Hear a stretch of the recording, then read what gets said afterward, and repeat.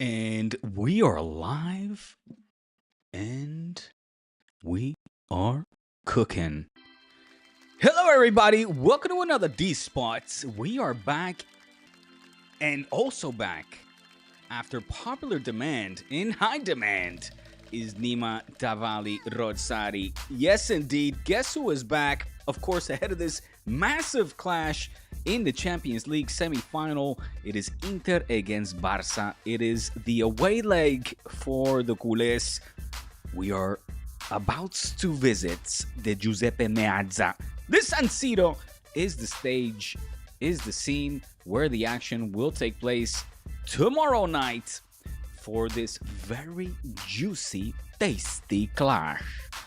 Like I said, joining me shortly will be Nima once again. He was already here for the first leg last week to give us all of those privy insights and high IQ football chatters from the Italian perspective. And he will be joining us shortly once again. So get ready, get a drink out if you want to, and relax. We are going to have a good time over the course of this next half hour, 40 minutes or so. I really want to keep it snappy. I want to make sure to get through all the talking points, and no better man to do so on this podcast ahead of facing Inter de Milan than the host of the Italian football podcast, Nima. He will be joining us shortly. Let me just make sure that he has received the link, the good man. Yes, indeed, he has. Well, in case you haven't yet caught up with the latest churros, about an hour ago, I got finished recording this week's Churros y Tácticas with my friend Kian Sobani, where, of course, we also previewed the Champions League. We reviewed the action that took place over the weekend, the win for both Barça and Madrid against Valladolid and Celta de Vigo were set up a very also interesting and Liga title deciding Clásico as we previewed that, which will take place upcoming Monday. Jeffrey is in his house. What's going on, Jeffrey? Cinco de Mayo from LA. Happy Cinco de Mayo, folks. Cinco de Mayo is una gran celebración that I've only managed to catch once in my lifetime. But I know it's a party. And so I wish you guys all a very good party. Good to have you on the stream, Jeffrey. Thank you so much. And like I said, have a good time for the Cinco de Mayo as for all of you that participate in the festivities. But I'm so excited, man. I am, I told Kian the euphoria, if you want to put it that way, has faded away. And it's all about the pre-game nerves. Now the jitters has officially set in. It's more of a, I guess I would say I'm more realistic or pessimistic. It's definitely not. Look, let me also put two things straight here. The euphoria last week was based on Lamine Yamal's performance. Let's get that straight. It was never on the results. Going down 2 goals, then having to mount not 1 but 2 comebacks is not ideal, and let alone at your home ground, right? So heading into the semifinal, the second leg tomorrow, I hope that Hansi Flick's side will have learned from their mistakes. Feels like a ridiculous thing to say to these professionals that have gifted us this world-class, hugely entertaining football, as was that first match. So it was more because of individual performances as the game of football as a whole. Obviously the neutral fan would have hugely enjoyed what took place last week, because it was, how many times can we sit here and say, did you enjoy that 6-goal fest in the semifinal of the Champions League? It's not very often that we are treated to an absolute goals galore, some would say, to this plethora of goals being scored left and right from the get-go. It was Thuram after 30 seconds scoring the fastest goal in Champions League semi-final history. Take some of that, son. Right from the beginning, it was entertaining. I missed that goal. I walked in, I got home from work late, missed that goal, set up the semifinal in such a way where I was like, God damn, not again. And it was, of course, then Dumfries that played the match of his life. Offensively, I would say I've never seen. I didn't know that he had such athleticism. I was he did like a bicycle scissor kick kind of thing. Looked pretty acrobatic to put the Italian side up 2-0. And in the end, though, that's when that little man started cooking. The kid, El Niño, Lamine the Dream, as Micah said it. I think that is some nickname that should stick with him for hopefully the entirety of his career, of his long-lasting, illustrious career. Let's hope so, eh? So Nima's taking his sweet ass time to get here. Nima, if you're on the stream, please, my friend, please do join us. This was originally supposed to take place at 8 o'clock. We pushed it back half an hour, then another 15 minutes, but now it's almost 9 o'clock, my friend. It would be very nice to have you on the stream so I can start picking your brain. I want to pick your brain, mate, about all them things into the Milan. They're right a good side, aren't they? Especially defensively and lethal in the offense. Because they did show one thing. Not only are they a defensively rather sound team, tactically, obviously, very well coached under Simone Inzaghi, but how freaking efficient are they in front of goal? I certainly for one underestimated Inter in terms of their efficiency in front of goal. I think it was less than it was a shots on goal. How many shots on goal did they have? I think it was 5 or 6 shots on goal. So they had like a 50% call it efficiency rate. Compare that to the 9 or 10 shots for Barca, and it was definitely just one of those nights where Dumfries, Thuram, and that's with Lautaro obviously banged up, but proved that they have what it takes to punish a defense that allows them to have these kind of chances from the get-go. And they don't need too many to put them in the back of the net, while on the receiving end, they're just absolutely, lethal, detrimental when it comes to shutting teams down and stopping them from scoring, even if it is a Barca. And I say that, of course, despite the fact that this 6-goal fest, I think, was, I'm gonna call it a rarity. I'm gonna call it a one-off. If you push me right now, yes, estoy bastante cagao. I'm pretty scared for tomorrow. I could see a game where we see Barca owning possession. That's not saying anything groundbreaking. Let's all take that as a given. They will have the vast majority of the possession, more than 70%. Let's call it around, between 70, 65% of the possession. And then I expect them to be pushing Inter deep into their box, into their final third. And they'll be sitting deep. They'll be happy with that setup and try to strike on a counterattack, quick transition at any given moment. What I'm getting to, I could foresee another, what was it in 2011? Was it 2011, 12? The Camp Nou scenario, Pep versus Mourinho. It's Barca attacking. And in the end, the anti-football wins. I'm very sorry to put it that way, but I think we all like to cheer. And as much as I have to give credit and, in a way, certainly respect defensive tactics, the defensive-minded footballing philosophy is not the reason why I tune in to watch football. The reason I like football is because of goals. Goals, mate. Tons of goals. Goals galore. I like the attack, all right? I like to attack. I like to see my teams play entertaining, high-octane, quick football, passing, ping, pong, boom, but focusing primarily on taking the initiative and punishing the opposition.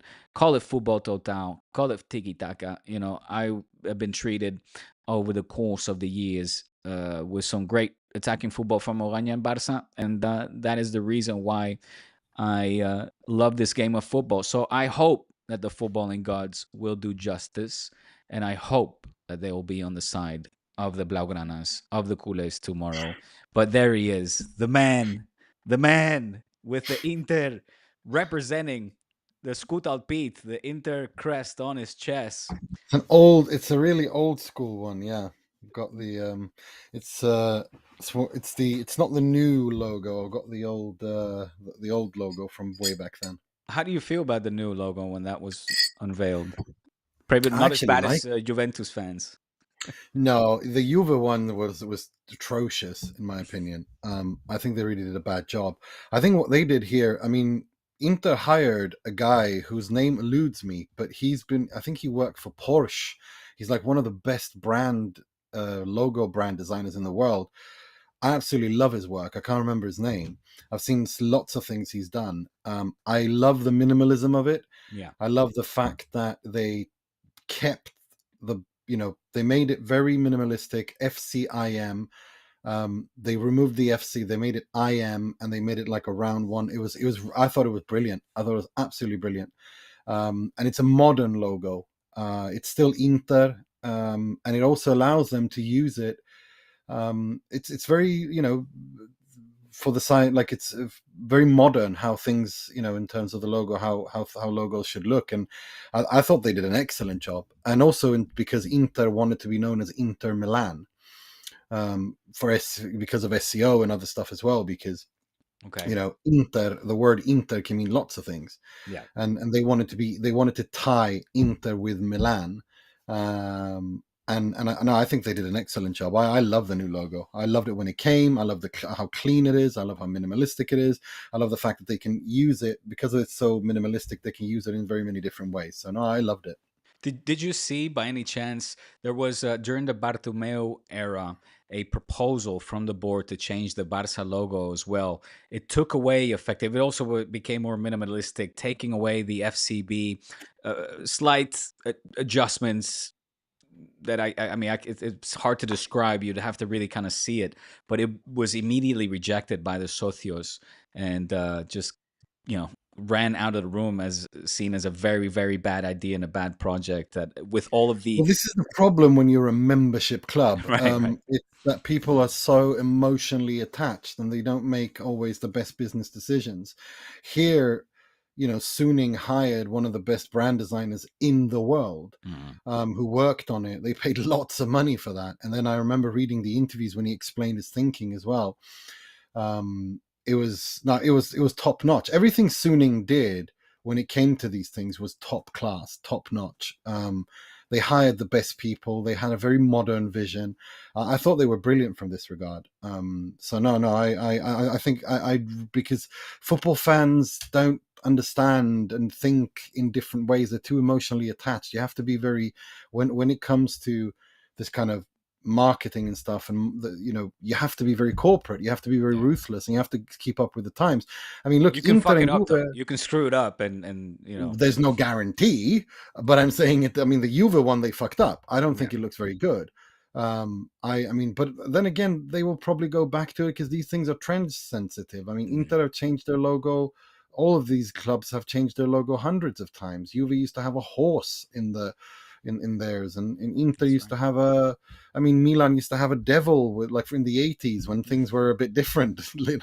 There was an actual like devil spewing fire. I mean, yeah.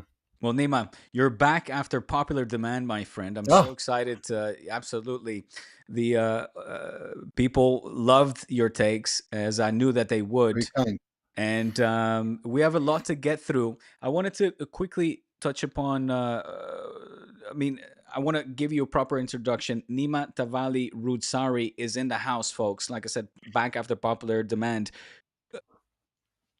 As I introduced already to my audience, host of the Italian football podcast, Inter specialist, Italian football genius, gives us just fantastic insights after every spaces as well. That's where I had the pleasure to become familiarized with you and your work, and I was just captivated by yeah, your style, your eloquent way of, not just eloquent for the sake of being eloquent, but also your football mind. Very So kind. Very um, kind. you Appreciate but that. I was explaining to my co-host on Churros y Tácticas, Kian Sobani, that I was speaking with you, and he said he must be Persian. Are you? Do you have Yes. any?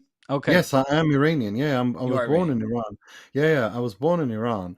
Um, and we came to Sweden as refugees when I was 3. I have Mm. family in Italy. So no, I'm not Italian. I'm an Italian football journalist. That sometimes gets, lost in the sentence. But no, no, I'm Iranian, 100%. Okay. Okay. Interesting. Yeah. Yeah. Yeah.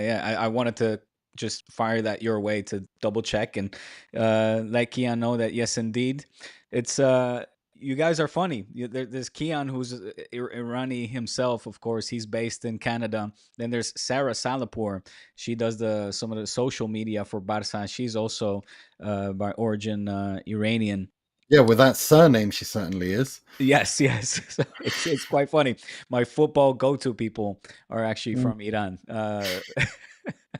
But listen, we're here now to talk about this second leg in the semifinal. Inter Barça it is. It couldn't have been scripted to set up a second leg, I think, better than after what we witnessed last week. Certainly, I don't think that either you or I expected when we talked about it on Tuesday what we were about to see come Wednesday after this 6 goal fest. Um, and a week has passed. I should say that the euphoria, perhaps, that we started the spaces with on Wednesday evening after the game, sort of, right hot, obviously, after the final whistle blew, it was just, we weren't, we were trying to process everything we had just witnessed, which probably came across as Barca euphoria given the performance from Lamine Yamal, and I remember you were a lot more sort of pessimistic or disappointed by the result. I think those sentiments have flipped now. I'm feeling very pessimistic ahead of tomorrow. I don't have a good feeling, and I think Inter probably are fancying their chances to knock us out here. I don't know. Look, what I can tell you, my feel from Inter is that they're very looking forward to this. They respect Barca. I mean, Lamine Yamal, what he did was just unbelievably good. Bastoni again today he said Yes. that he's the best player he's ever played against. So I don't know. I I don't know if I'm more optimistic or pessimistic. I still feel like that was a missed opportunity to win. I think that millimeter inch offside on Mkhitaryan for the goal, I can't help but feel that might come back and haunt Inter. That's the feeling I have. But equally, you know, Lewandowski's going to start on the bench. Kunde's out. Balde's out for you guys. Pavard is out for Inter. Lautaro's probably going to start. It looks like it, but what condition Will is he he in? start? Wow. Yeah, yeah, it looks like he's going to start.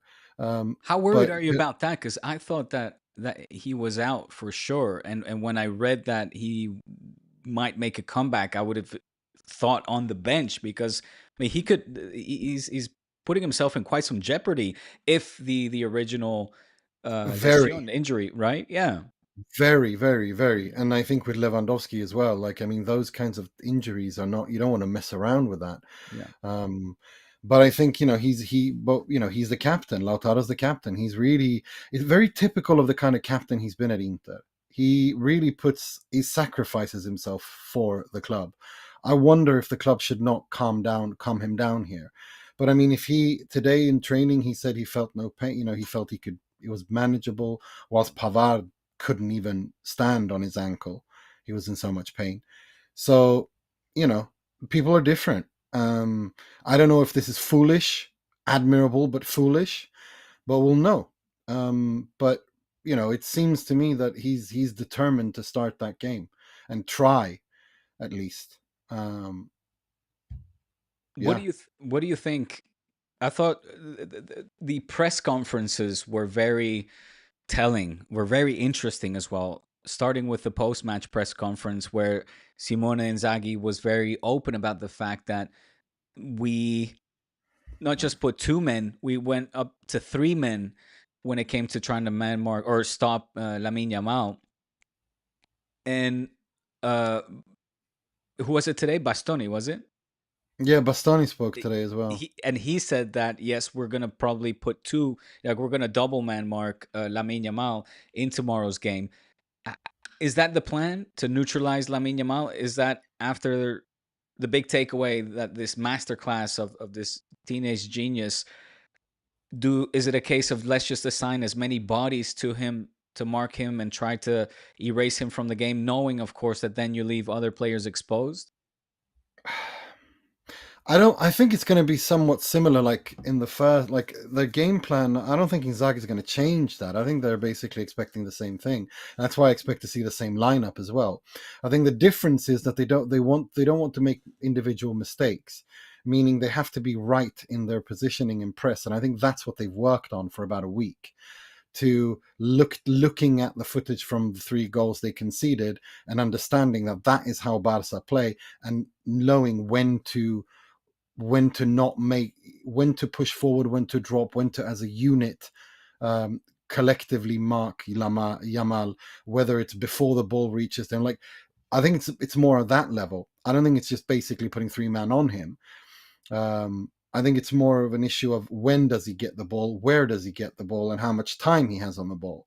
That, I think those are the things that Inter will be focusing more on, because they didn't do a very good job of that, I thought, especially in the first half against Lamine Yamal. In the second half they did. In the second half they did a really good job of it, mainly because Carlos Augusto was on, and he completely allowed Mkhitaryan to focus more on his midfield duties and so on and so forth. And Bastoni to focus more on what he's supposed to do. But I don't expect Inter to just man mark Yamal. I don't think so at all, because then you give time and space to Pedri, to Rafinha, to Ferran Torres, to Dani Olmo. Like, you can't do that, and they know that, and they won't be. But I think that what they will do is not sit too deep like they did in the first half in that leg. They need to get their balance right. They need to get their press and balance right, like they did against Bayern Munich in the away leg. They were perfect in that game. That's what they're looking to do. And I think now that they've all rested a week, and the boost they got from that win, from that draw, and the way that they went 2 goals ahead, the way that they felt they could go toe to toe and somehow feel a little bit almost, hard done by, and not having won it, that gives them more belief in what they're doing. So I don't expect them to just man mark Yamal. I expect them to execute their plan, but do it with a higher accuracy and precision than they did in the first half against Barcelona away.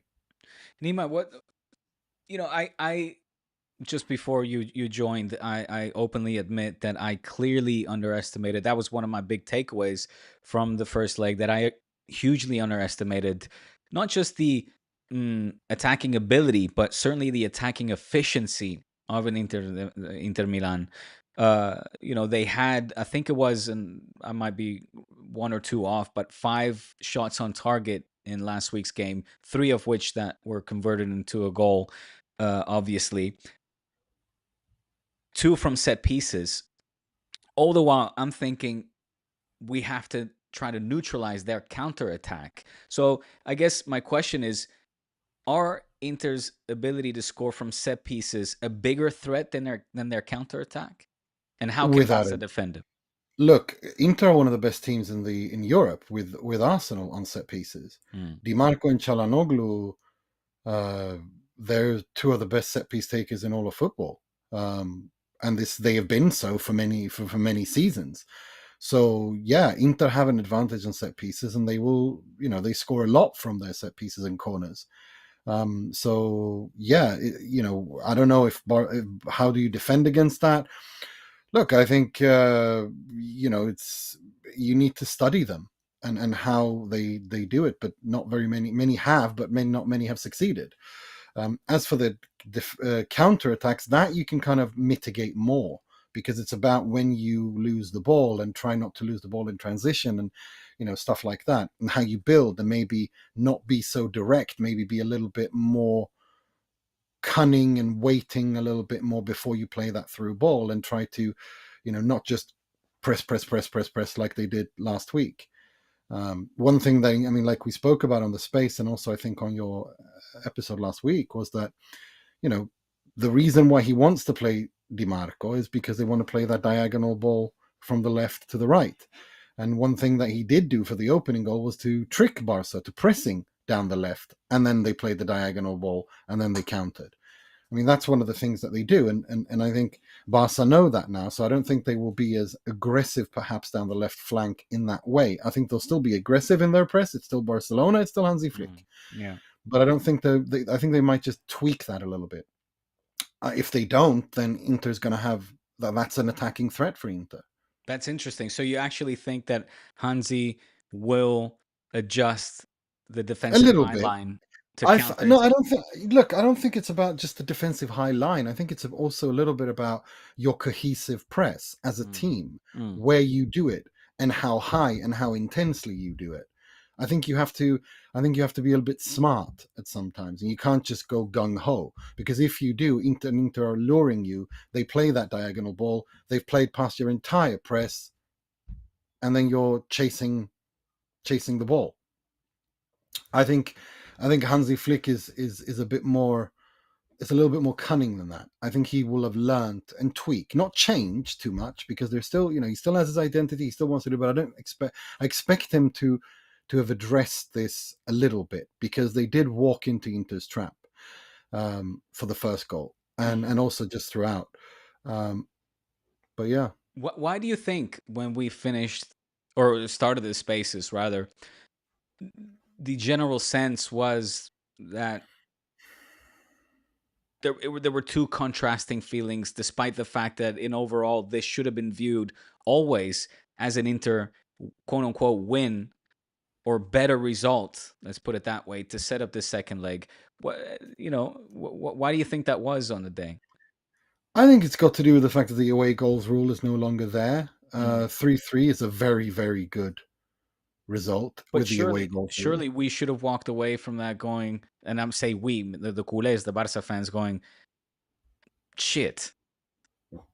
Not only were we set back not once but twice, did we have to make a counter, una remontada, right? A comeback. Yeah, comeback Against this Inter side that we now have to face away in the San Siro, the Giuseppe Meazza, that's going to be an absolute pressure cooker. You'll know much better than me what the atmosphere will be like for this very young and inexperienced team that in that same line has to now face, which I just learned is actually on average the oldest, let's say, team in the competition, therefore also the most experienced, right? Yeah. A lot of No, I get why the result would be disappointing as such, but given how the game looked, I don't think Barca can be too upset. Inter will feel that, given how the game looked, they will be feel a bit upset. But overall, they should be, given going into the game, no one really gave them much of a chance, and where they were in form and all that we spoke about. That's the thing about this game. It's like when we were talking last week, when you asked me to give a result, to predict. And I said, I can't, it's too many unknown factors. I feel the same way here. I feel none the wiser. If anything, last week confused me even more, because I did not expect that kind of a game at all. So I feel really, really, really confused. I don't know what kind of an Inter I'm going to see tomorrow. I don't know what kind of a Barca I'm going to see tomorrow. I know Hansi Flick, and I know that he's an intelligent man, and I've seen him do fantastic things at club level.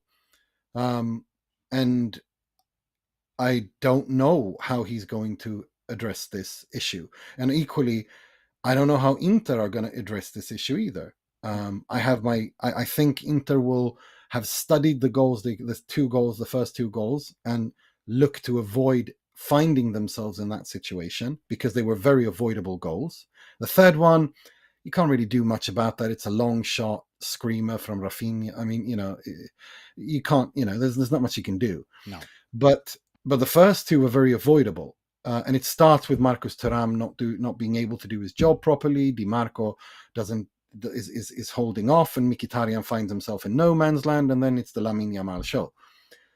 The second goal, Acerbi and Bisek ball watching, not working as a unit. They haven't played too much together, so that's kind of understandable. I mean, these are avoidable goals. I'm expecting Inter to do better in those situations. And equally, I'm expecting Barcelona to be a little bit more intelligent in how they press. And maybe not bum rush like they did, especially down that left-hand flank where Bastoni and Di Marco are, if that makes sense.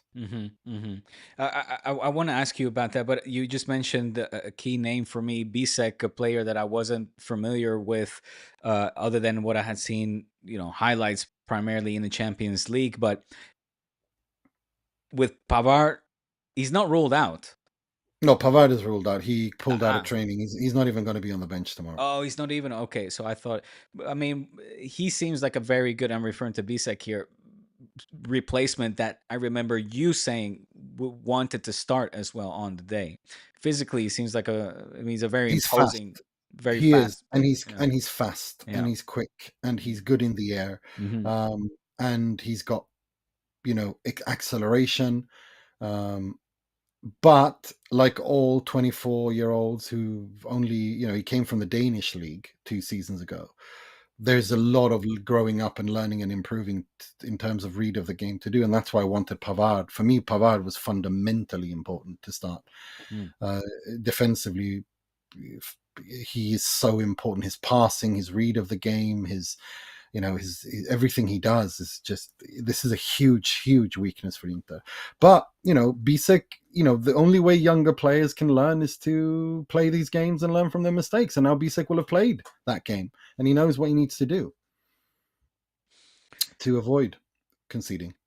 Well, let's see. It's going to be super interesting. How much of a factor is San Siro for a team that is, I don't know if they're statistically the youngest, but I mean, given the age of some of the players on the squad, do you think that they will have ever experienced a setting like the San Siro tomorrow? No, the San Siro, that's why I think Barcelona's best chance in order to neutralize the fans, neutralize the San Siro venue, is to score early. Because if Inter get an early goal and that crowd feels that there is an actual possibility, they get on top of you. The sound level, the atmosphere, it's not like anything I've ever seen in my life. Like it's you really have, literally words fail to express. I mean, you have to live it. You have to experience it. I mean, there's songs written about evening games at the San Siro and the lights, Le Luce di San Siro and so on. But it's truly something else. And Inter fans, even the Curva Nord, have decided to postpone their protest against ticket prices when they're quiet for the first 20 minutes. They said, no, tomorrow the San Siro's a cauldron. So everyone is going for it. And Inter are going for it. Like, the fans are going for it. They're going to create an atmosphere that is unbelievable, unlike anything. And as far as I'm aware, how many of these players were at the San Siro when Inter won 1-0 when Çalhanoğlu scored that goal like 2 seasons ago? When was that? Yeah, some Frankie, some will have been there. Obviously the youngest of probably Ansu, so Pedri would have been there. That is true, actually. But I'm mainly thinking about Cubarsí, Lamine Yamal, obviously, Fermin Lopez.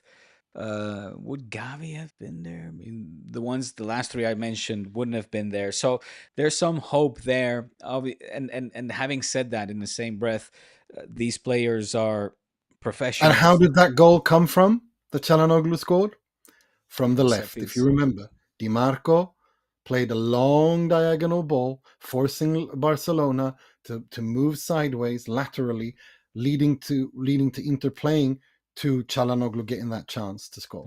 Like, again, this is something Inzaghi knows, that this is how Barcelona play, regardless if it's Xavi or Hansi or whatever. So that's why he plays. That's why he starts Di Marco. For Barcelona, it's about trying to avoid falling into that trap. and trying to put Lamine Yamal in 1v1 situations as much as possible with pace towards goal, because then DiMarco's screwed. It's interesting because he'll be facing. I think personally that Eddie Garcia will start at right back. I think he'll be joined by Araujo and Cubarsí as the two central defenders. I think that Inigo Martinez will be on the left side, trying to erase and cancel out Dumfries and company. Eddie Garcia against Di Marco, you probably fancy that setup, that matchup. I Araujo is so fast. I mean, I just, when I saw that he was going to start, I was like, he's fast. I don't like that he starts. That's good for Barcelona. I think that could kind of help neutralize. But whether or not Di Marco, and look, I think Di Marco has to focus mainly on Lamine Yamal. He needs to not try to be destroyed by Lamine Yamal. And all of Inter, that left side, Bastoni, Mkhitaryan, and Di Marco, they have to focus on containing possession to Lamine Yamal, so that when he gets the ball, he's got his back against the goal, or that he doesn't get it with so much time, so he doesn't have time to play his way through, because he's lightning quick. You can't give him a fraction of a second. But yeah, I mean, Di Marco doesn't run past anyone, but what he does do is deliver good passes and fantastic diagonal balls and long shots and so on. So Dumfries is more of a yes, offensive presence in that regard, then. Well, yes, pacing forward for sure. Yeah. Dumfries can't dribble. He's not technically very good. They kind of, he's fast as hell. He's a strong aerial presence. He's good at crossing one time into space, as you saw, Dumfries. But his delivery is outstanding, and his shooting is outstanding. He scored some screamers as well.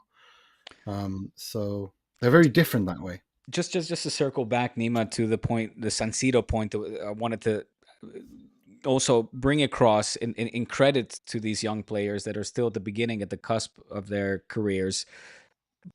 Having said that, very experienced in their own right, not just because of youth level, but look with their performances in the stages like in the Bernabeu, in the Clásico, in the Copa del Rey final. Some of these are also, of course, champions with Spain in the Euros. So I'm kind of hoping that the San Siro factor will be dealt with in a more professional manner by these still very, very young players.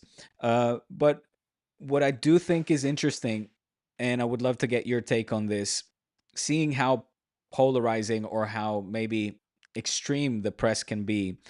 Do you think that we're right now in a defining moment when it comes to Flick's still, young career as well, early career at Barça, just one season in, but where he's potentially at the cusp of a new dynasty or exposing his flaws in his game plan? What do you think we're That's a closer to? really interesting question. I think regardless of what happens tomorrow, Hansi Flick has done an unbelievable season.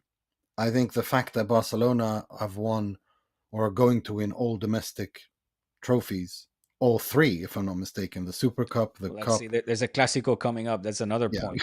Yeah. But let's say that they draw that minimum, right, on the weekend. And I do think that game on the weekend also conditions this game. That's why. Because Barcelona need to be fresh for that game. If they lose, it's just 1 point, and the title race is wide open again. Yes. And Barcelona want to avoid that at all costs.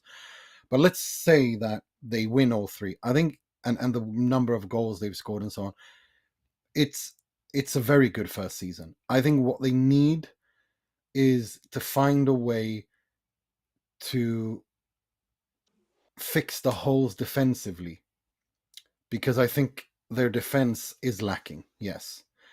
I do think there is scope and room for lots of improvement defensively, quicker defenders, finding that right balance in the press, in how you formate. You can, if you remember Pep Guardiola's Barca side, they were also very intense pressers. They were also very, pressed really high up and pressed really intensely. But they had Carlos Puyol, they had Sergio Busquets, they had Piqué.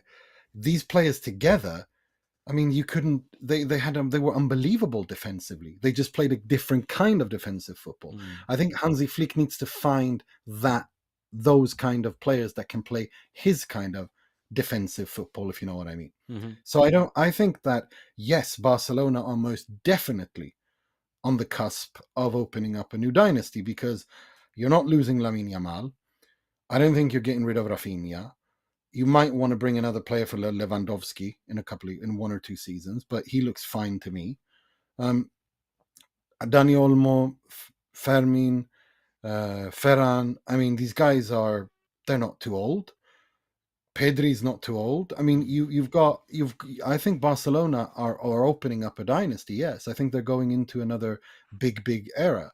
I don't think they need to invest as much. I think they need to just find the right players that they need to find a player that can do what Busquets did and Puyol did for Pep. I'm not saying exactly find those players, but you know what I mean? Yeah. Role players. Find a CDM and a central defender that works in this system, or two. Piqué too. Let's not forget Piqué. I think he's criminally underrated, Piqué. I think he was one of the, I mean, when it comes to central defenders, there's not very many central defenders who've played with the game was so damn good with the ball at his feet as Gerard Piqué was. That's what I mean. I think you need to find those roles. You need to fill those roles. And that's what I think Barcelona will focus on. But going forward, yes, I think you have opened up another, and I think Flick is the right man for it. Absolutely. Do you agree with me that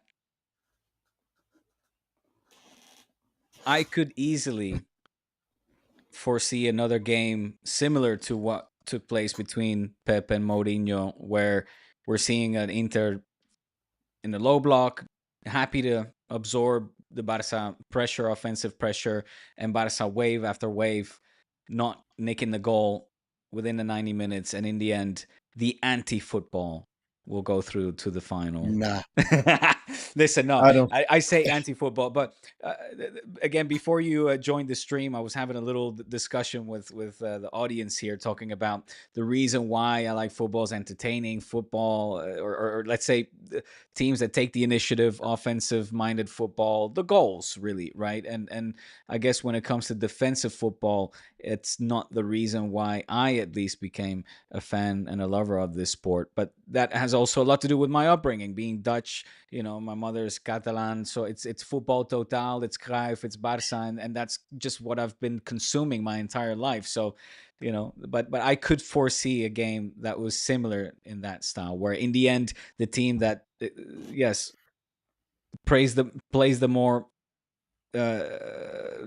brave football, that does leave them more exposed. It's a riskier style of football. In the end, will not prevail. And I base that also on, if you look at the European champions, I think the teams that are more often crowned champions than not are usually those that play a reactive style of football as to the proactive style, if that makes sense.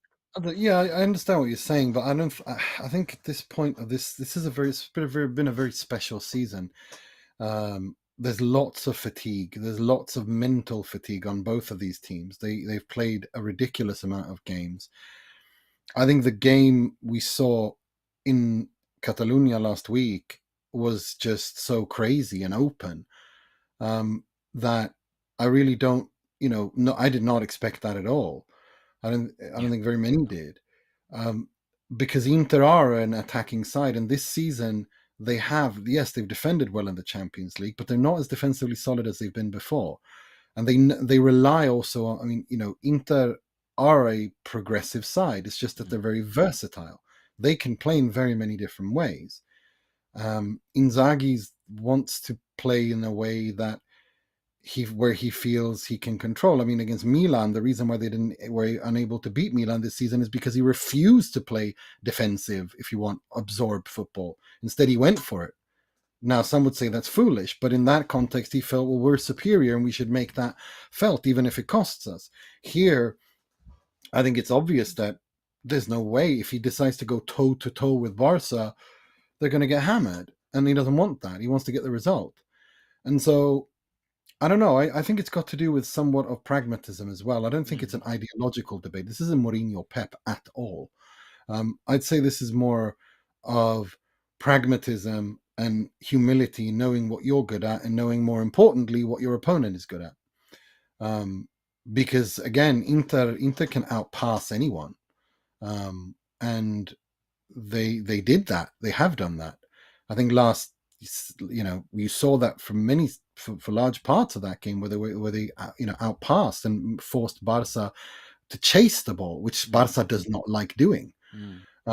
So this is I really don't see the Pep Mourinho battle at all. I don't think it's that much like that at all. I think it's more an issue of pragmatism and honesty about who am I playing, and understanding how do I get through.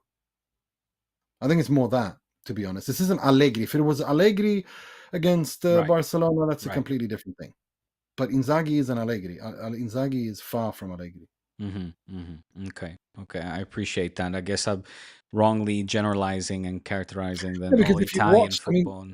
but if you watch Inzaghi's Inter, I think they're always at the top for most passes completed in all of top 5 leagues, and attempts and completed. They are a passing football side. They just don't. They just don't play the way. My question is, where do those passes go? Right, if they're in their own half or going backwards, or if it's forward. They're passing. very patient. They start from the goalkeeper when they attack. Inzaghi's football starts from when they had Onana and Sommer. They invite pressure on, and then they pass their way through. And they can do it in very many different ways. They can do it playing calcio verticale, which is how Antonio Conte does. They can do it playing Inzaghi's vertical passing football, where they create numerical advantages in triangles, sometimes expansive triangles. Some would say that's very adventurous. That's why Çalhanoğlu is the CDM. He's not your typical CDM, because he can play these important early through balls. Gotcha. So it's a different kind of football. It's a very interesting kind of football, and he's a very interesting coach. I think more and more people are becoming privy to the fact that Inzaghi is truly, when it comes to, real deal. He is the real deal. And I'm glad, because I've been saying it since 2017 when I penned a column called "Why Simone Inzaghi is the next Italian super coach after Antonio Conte and Max Allegri." I really saw it back then. I saw what he did with Lazio, with Milinkovic-Savic, with Lucas Leiva past his best, how he unlocked Luis Alberto, who was nowhere near as good as he was until Inzaghi got his hands on him, how Ciro Immobile became the most prolific goal scorer in all of Europe in Inzaghi's system. He was a prolific goal scorer, but not at this level. I've seen him do this, how Acerbi at Lazio became a world-class defender. He was nowhere near that before. I've seen him do this time and time. He was 37, by the way. Yeah, this is the last chance saloon. Do you see Inzaghi coach anywhere outside of Italy? Would he fit Real Madrid, for example? That's the thing, though. I think he needs to. Inzaghi's grown a lot since he came to Inter. He's become more assertive, and he's kind of becoming more. His communication style has changed. He's much more direct than he was, but he's still that kind. He's still the student of Sven-Goran Eriksson. He is very much Sven-Goran Eriksson. He is an Italian old school gentleman who doesn't make big statements, doesn't talk a lot. He is very humble. He's not that guy. He's behind the scenes. He's much more with a team, builds a group of players and wants them to do well and communicates with them. And he's very passionate on the sidelines, but he's not a bombastic, larger than life kind of Mourinho or at all. He's demand the spotlight, the headline. No, absolutely not. Absolutely not. And he's not like Conte either, like a drill sergeant. He wins players over. It's management by consent, not by fear. That's the kind of, again, Sven-Goran Eriksson. He is the student of Sven-Goran Eriksson. But I do see. I've always thought that out of all the Italian coaches out there, I think he's the most suited to play in the Premier to coach in the Premier League. But he doesn't speak English, and I think that would be a problem. So yeah, Real Madrid for sure. I think Real Madrid. But he likes to play his back three. and I think people should need to know that. And it's a very fluid back three, but he likes his 3-5-2. That's how he plays, Yes. and I don't think you can play like that in Real Madrid at Real Madrid unless you significantly change things I there. think the Madrid crowd are less fixated on certain styles of play. I think they're much more result driven.